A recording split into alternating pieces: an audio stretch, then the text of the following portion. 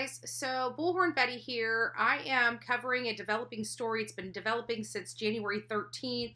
It was kind of like a hit in this small town of Tulare County, California. My name is Mike Woodrow. I'm the sheriff of the Tulare County Sheriff's Office. It's shocking for the nation. It's shocking that we live in a community where this type of danger exists. At 03:38, early morning hours of Monday, the Tulare County Sheriff's Office was dispatched to a home in the 6800 block of Harvest Road in Goshen. Deputies arrived on the scene exactly 7 minutes later. One of the victims, when deputies arrived, was still alive. He immediately began CPR. Unfortunately, he died at the hospital. She was 16 and the small infant was 10 months old. She was found, along with the infant, laying next to her mother, his mother, down the street. We believe that the 16-year-old teenage mother and her small infant actually was fleeing and running from the scene. He actually describes them rattling the doorknob to see if they could get in, and then they moved on, leaving him inside. The two others were hiding in a nearby trailer, where one of the victims was shot in the threshold of the trailer door. This was not a random act of violence. This was a very specific, targeted act of violence. So I don't want the community to be scared or worried. Law enforcement in partnership over the years have learned to collaborate and work together. You know, much like the recent Idaho shooting, as you saw, he traveled all the way across the country. But law enforcement worked in partnership to get that man in custody. It didn't matter how far he went. None of this was by accident. I don't know if you guys remember hearing about this. 6 people lost their lives, including a 10-month-old child. And it was quite alarming for the community that something like this could happen. Now, it is believed that the occupants inside, at least some of them, were affiliated with unsavory people and an unsavory business practice, as you can imagine. Well, in the last few hours, the last day, maybe day and a half, this is starting to heat up, where 2 individuals have been captured. 25-year-old Noah Beard and 35-year-old Angel URIARTE, I believe, URIARTE, and he goes by NANU. He actually underwent surgery because of a shootout he had with law enforcement. They're both being charged with 6 counts of murder, and it says, and other crimes. I'm unsure what those other crimes are. The sheriff of Tulare County has spoken about this. Apparently this home is well known to them, is well known to have gang affiliations and things of that nature. Please check this out right here. Here's where the sheriff is talking about some of the things that he is aware of in this particular news segment that came out early on in this investigation. My name is Mike Woodrow. I'm the sheriff of the Tulare County Sheriff's Office. I've been with the sheriff's office for 36 years. And the world that we live in, as far as investigating and working for our victims, is an ugly world. Deputies arrived on the scene exactly 7 minutes later. When they arrived, deputies immediately noticed 2 victims dead in the street. It was later learned that the 911 call actually came from a surviving victim of this shooting. They had not received any injuries from a shooting. They were hiding. Deputies then found a 3rd shooting victim in the doorway of the home. As deputies searched the area, they found multiple victims in the same area at the scene on the property. There were victims both inside the home and outside of the home. We're able to identify those victims today and provide those to you. Many of you have already discovered who they are through social media. One of the victims, when deputies arrived, was still alive. He immediately began CPR. Unfortunately, he died at the hospital. The victims are here. ELADIO PARRAZ, 52 years of age. Marcos PARRAZ, 19 years of age. Jennifer Anaya, 49 years of age. ROSA PARRAZ, 72 years of age. ALISSA PARRAZ, 16 years of age. And NYCHOLAS PARRAZ, 10 months of age. She was found, along with the infant, laying next to her mother, his mother, down the street. We believe that the 16-year-old teenage mother and her small infant actually was fleeing and running from the scene.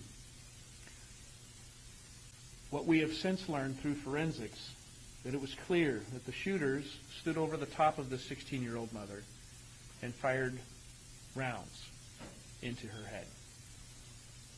The 10-month-old infant also suffered from the same attack. I know for a fact that this young lady was running for her life. And I know for a fact that there was no reason to kill her, but they did. None of this was by accident. It was deliberate. Intentional. And horrific. Also, I would have to reiterate is that, California has taken a very soft on crime approach. We have to begin holding people accountable for violent crimes. People who use guns who are criminals need to be held accountable for using guns and being criminals. For those who are drug dealing up and down the state of California, providing narcotics to our children, providing narcotics in our communities, providing an unsafe environment for those in a community, we have to take a very strong approach when it comes to our justice program. We do know of 3 surviving victims from this, what we're describing as a massacre. There was one person inside the home hiding as they could hear the gunfire erupting inside the home. The description from him is that he was in such a state of fear that all he could do was hold the door, hoping that he was not the next victim. Detectives, at this point, we do believe that we are in the search for 2 known suspects. Potentially a third in an escape vehicle, but we don't know that to be true. This is going off a hypothesis from law enforcement. But we do know that, in fact, we have 2 suspects. It is very clear that this family was a target and that there are gang associations involved as well as drug investigations with us in this home. But let me make this very clear. Not all these people in this home are gang members, and not all of these people in this home are drug dealers. The 16-year-old female is an innocent victim. The grandmother inside appears to be an innocent victim, and definitely this 10-month-old child is an innocent victim. On January 3rd of this year, Tulare County Sheriff's Office patrol officers conducted what we call a parole compliance check.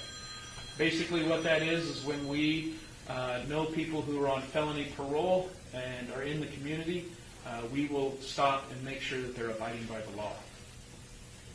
During that compliance check, deputies saw shell casings laying on the ground outside the home. When asked if we could go inside and search, they refused, and that's where the search warrant was written. We obtained a legal search warrant from a judge, and we were able to do a search warrant of the home.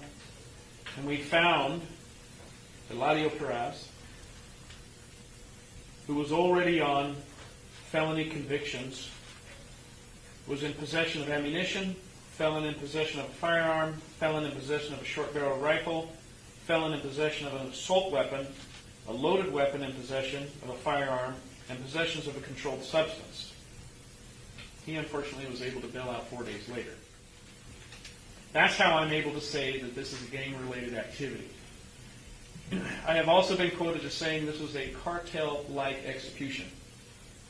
Make no mistake, I'm not saying that this is a cartel, but also be clear that I am not eliminating that possibility. This is also similar to high-ranking gang affiliations in the style of execution that they commit. Anyone in that area, if you have a business, it is an industrial area very nearby in the Goshen area, there are residences with ring cameras, there are video all over. Between the hours of 3 a.m. and 5 a.m., we're asking you to go back, take a look at your business videos. Go back and look at your home videos. Doesn't matter how far away you were from the scene. Any video evidence that you find suspicious, please contact the Tulare County Sheriff's Office. We want to look at it. But we do need the public's help. The public's help will help support not only theories, but the IT side, the technical side of things that we're looking at as well. If I don't answer your question, it's because they're watching too. What I will tell them is we know a lot.